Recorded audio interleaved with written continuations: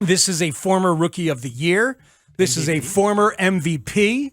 This is a man who can play lockdown defense in both center field and at first base, which is a crazy combination. This is a man who was probably looking to sign a one-year prove-it deal. We'll see if the Cubs went longer than that. But this is a fascinating signing, a guy whose offensive skills have been in decay steadily since the MVP year. And there are a lot of thoughts and theories out there as to why.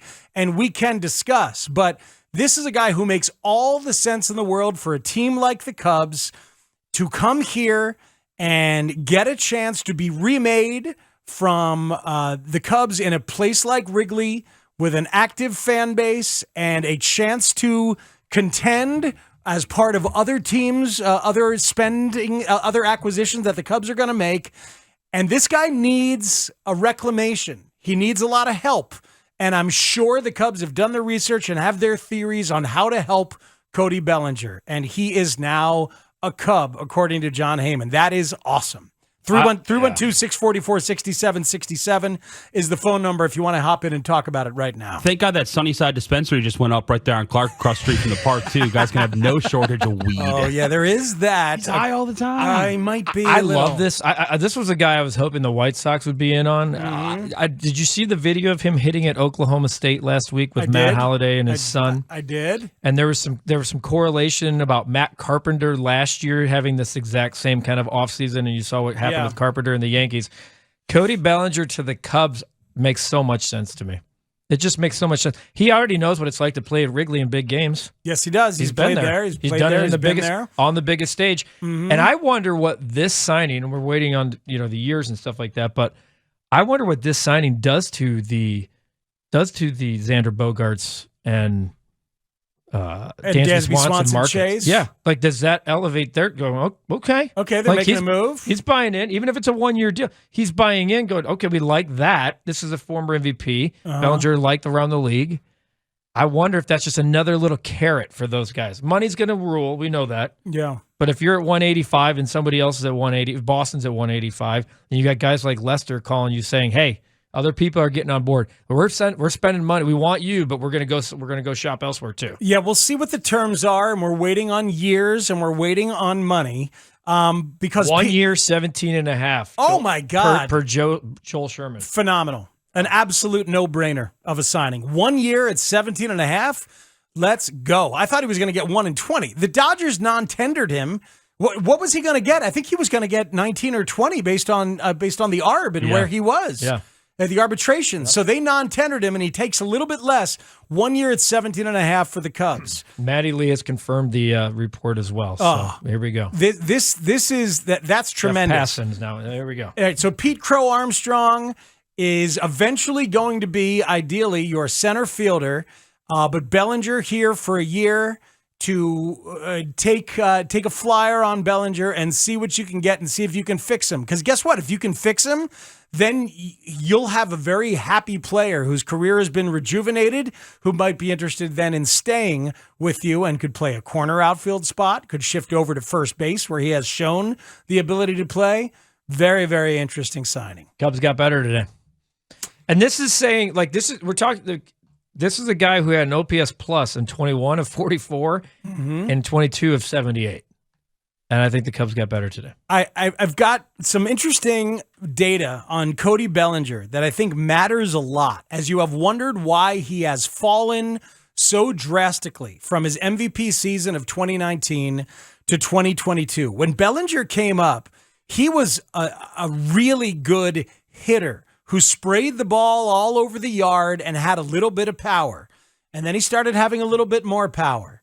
And then he has been one of those guys who, perhaps because of the shift and because of how you get paid in the industry, has committed to power. This from Tom Verducci from a couple weeks ago. From 2019 to 2022, the average launch angle from his first 4 seasons to the past 2 seasons increased from 17.1 degrees to 21.0 degrees.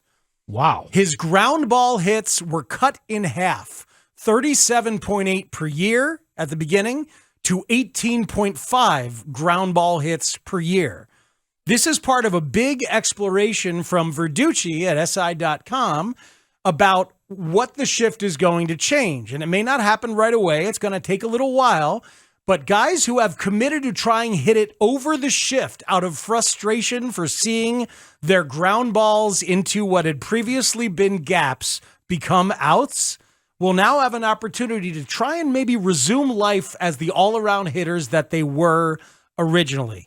Think about that. Bellinger's launch angle's risen by 4 degrees over the last 4 years, and his ground ball hits have been cut in half. If you're the Cubs, the first thing you do is say, hey, man, back down.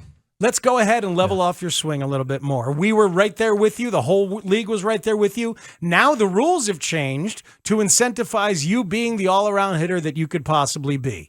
Let's go. That's a starting point for conversation, and I bet those conversations already took place a little bit in the free agent courtship process. Here's why it's a great signing. There's really nothing to lose. You're locked into a 1-year deal. You think you can figure him out, change of scenery, those stats you just gave right there. Worst case is he's the guy he was last year, but he's going to give you above average defense and bring a culture of winning to your clubhouse. A winning mentality. That's worth $17 million right there to me. Yes. Better, good defensively and a culture of winning. Now, there's people out there on the text line and elsewhere saying, why would the Dodgers let this guy go? They've been trying to fix him too. I hear you. They've been trying to fix him too. Remember when we talked to Joe Davis, the Dodgers broadcaster, a couple of weeks ago? And Joe Davis we had a chance to ask him not just a football question, but a question about Bellinger. And he said that he's been tinkering with the swing nonstop. Like it changes, then it changes again, then it changes again. So the mindset has not been comfortably locked in on one particular thing. He's a guy, and that sounds a lot like Jason Hayward, frankly, like constant tinkering for a swing that has never found itself it has been out of whack steadily. So that is concerning that the Dodgers let him go. But they want to spend money on other stuff. They want to spend their $20 million that they were going to give to Bellinger, perhaps on year 1 of a long-term deal with somebody else that they want to bring in. I think there's nothing wrong with this signing at all for the Cubs. This is a great signing for the Cubs. Again, for all of those reasons we just gave. He also was good. Wasn't he good in the 2021 postseason, if I'm not mistaken? Like, you can go back and find recent success if you just find his postseason, like here, postseason logs from 2021. I think he was he was really good in the postseason in 2021. He had a big 3-run homer in Game 3 against the Braves. Look, you're getting a team that's on the cusp again, or tell you they have money to spend, right? That the green light is what Ricketts told Jed.